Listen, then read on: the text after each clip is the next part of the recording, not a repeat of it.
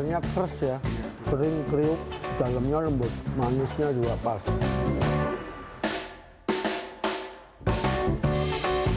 Kue gandos merupakan makanan tradisional yang ada di hampir seluruh Pulau Jawa. Di Jakarta, kue gandos dikenal dengan nama kue pancong. Di Bandung, orang menyebut kue bandros. Sementara di Jawa Timur, orang menyebutnya kue rangin. Kue gandos ini terbuat dari bahan dasar parutan kelapa dan tepung beras dimasak dengan cara dipanggang yang memiliki cita rasa manis dan gurih. Dalam perkembangannya, kue gandos yang dulu berbahan dasar tepung beras diganti dengan tepung terigu dan kini disebut dengan kue gandos gimbal. Kelebihan kue gandos gimbal dapat bertahan hingga 3 hari. Saat ini kue gandos dijadikan oleh-oleh khas Boyolali. Sebelum saya melihat dan mengikuti proses pembuatan kue gandos gimbal, saya pagi-pagi harus mendatangi tempat tukang parut kelapa demi menyiapkan bahan utama yaitu kelapa parut. Untuk memenuhi kebutuhan bahan gandos gimbal, pada hari biasa tempat ini menyediakan kelapa parut minimal 36 kg atau sekitar 100 butir kelapa. Jumlahnya akan bertambah lebih banyak pada hari libur. Mbak, ini untuk gandos gimbal itu kelapa yang dipakai, kelapa yang tua, yang muda, apa setengah tua itu? Yang sedang kayak gini mas, kalau orang sini bilangnya kelapanya matal. Kelapa apa? Matal atau semanteng ya. Oh, jadi tidak terlalu Tua, muda, juga tidak terlalu muda. tua. Yang matal gitu ya, ini yang dipakai.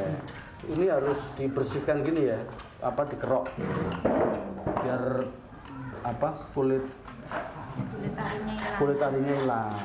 Untuk memenuhi kebutuhan kelapa yang cukup banyak, kelapa didatangkan dari daerah Magelang dan Purworejo. Saat ini harga kelapa per butir berkisar mulai 9.000 sampai 12.000 per butir tergantung dari ukuran.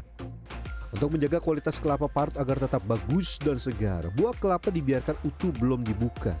Saat akan digunakan, kelapa baru dibelah, diambil air dan dagingnya lalu diparut.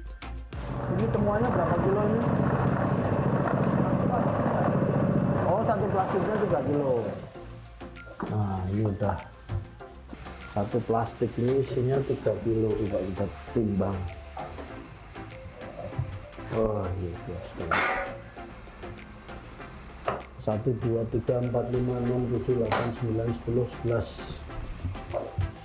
Untuk menyiapkan bahan kue gandos gimbal, tempat pemarutan kelapa ini sudah mulai membelah buah kelapa sejak jam 3 pagi. Karena sebelum pukul 8 pagi, kelapa parut harus sudah diantar ke tempat produksi kue gandos gimbal. Ini dari tempat ini kita langsung akan bawa ke tempat produksi kue gimbal Mbah Lomo. Motor enak.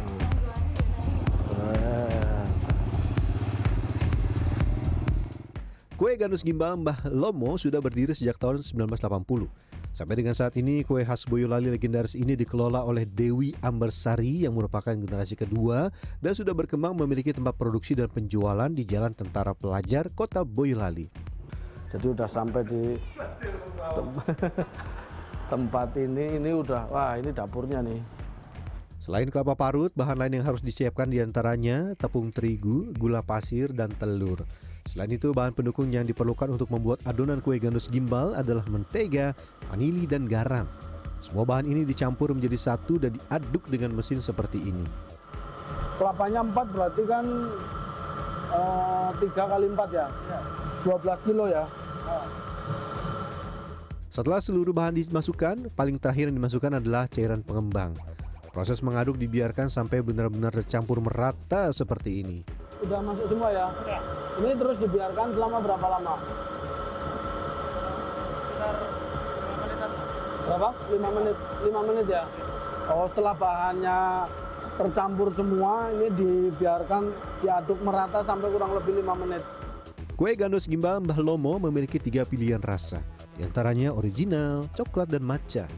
Proses pemberian rasa dilakukan setelah adonan jadi.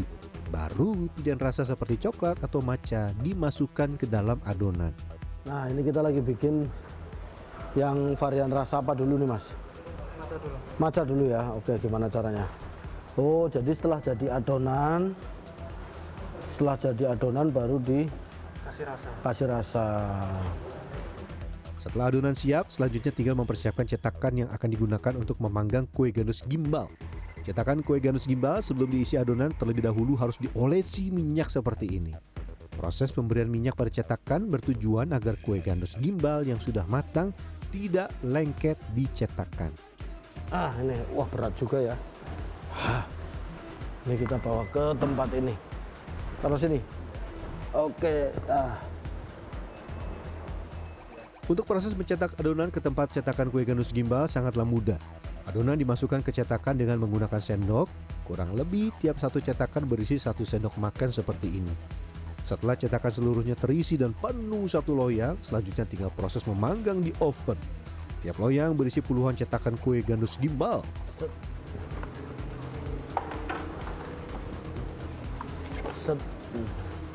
Udah terampil kalau cuma mindah-mindah gitu. Untuk proses pemanggangan dengan menggunakan oven butuh waktu kurang lebih 20 menit. Untuk tahap awal harus sering diperiksa apakah sudah matang atau belum. Selanjutnya setelah bagian bawah matang, proses pemanggangan harus dipisah ke oven lain yang berfungsi hanya untuk mematangkan bagian atas. Ini proses yang kira-kira sekitar 20 menit. Tapi masnya ini harus selalu ngecek kayak gini nih. Harus selalu dilihat kondisinya sudah matang apa belum. Jadi kalau jangan sampai kosong, walaupun sudah ada estimasi waktunya, tapi tetap harus dikontrol terus ya. Kalau enggak nanti bisa kosong. Selain itu yang paling menantang dalam proses ini adalah kita harus berhadapan dengan hawa panas. Untuk itu saat memindahkan loyang kita harus menggunakan pelindung tangan yang tahan terhadap panas seperti ini. Matang bagian bawah sama tengah, ini matangin atasnya lewat sini. Ini udah matang? Ini. Nah ini udah matang nih, panas banget nih. Langsung dibawa ke sini. Setelah melewati proses yang cukup panjang, kue gandus gimbal akhirnya matang. Untuk proses melepas kue gandus gimbal harus menggunakan pelindung tangan yang bersih sekaligus untuk mengurangi hawa panas. Ini memang harus double apa gimana mas? Kenapa harus? Ini udah pakai didobeli. Biar nggak panas. Oh, karena ini masih panas ya. Coba gimana cara ngelepasnya? Oh gitu aja. Proses melepas kue gandus gimbal dari tempat cetakan sebenarnya relatif mudah karena sebelumnya cetakan sudah diolesi minyak sehingga kue gandus gimbal tidak lengket pada cetakan. Namun tantangan terbesarnya adalah hawa panas kue yang baru saja matang membuat kita harus ekstra melepasnya dengan hati-hati. Ini udah jadi seperti ini, kita tes ya. Baunya wangi banget. Wah.